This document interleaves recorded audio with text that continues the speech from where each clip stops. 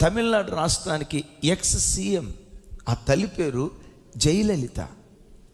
అనారోగ్యానికి గురైనప్పుడు భారతదేశంలో పేరుగాంచిన గొప్ప హాస్పిటల్, మెడ్రాస్లో బహు గొప్ప హాస్పిటల్, అదే అపోలో హాస్పిటల్. అద్భుతమైన వైద్యులు, చక్కటి ట్రీట్మెంట్ ఇచ్చే నిపుణులైనటువంటి వైద్యులు ఆ హాస్పిటల్లో ఉన్నారు. మెడ్రాసులో పేరుగాంచిన అపోలో హాస్పిటల్లో ఆ తల్లిని జాయిన్ చేశారు.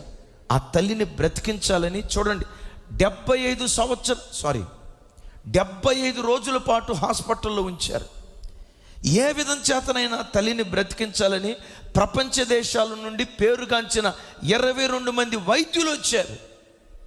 ఆ దేశం నుంచి ఈ దేశం నుంచి పిలిపించి వైద్యులను, ఈవిడి సీఎం, ఈవిడ బ్రతకాలి, ఎలాగైనా బ్రతికించండి అని 22 మంది వైద్యులను ప్రపంచ దేశాల నుంచి పిలిపించి 75 రోజులు ట్రీట్మెంట్ ఇచ్చారు. ఆ 75 రోజుల ట్రీట్మెంట్కి దరిదాపుగా 7 కోట్ల రూపాయల ఖర్చు అయింది. ఆ తల్లి తరపు వాళ్ళు అన్నారు, 7 కోట్లు కాదు, అవసరమైతే 70 కోట్లు ఖర్చు పెడతాం. 70 కోట్లు కాదు, 700 కోట్లు ఖర్చు పెడతాం, బ్రతికించండి. ప్రపంచంలో ఉన్న మేధావులందరూ కలిసి బ్రతికించాలని ప్రయత్నం చేశారు. వీచే గాలిని, పోయే ప్రాణాన్ని ఎవ్వడూ ఆపలేడని విన్నామే. 75 రోజుల ప్రయత్నం తర్వాత డాక్టర్లు చేతులెత్తారు. ఆవిడ ఎలా చనిపోయిందో టిల్ డేట్ ఎప్పటికీ అది మిస్టరీ.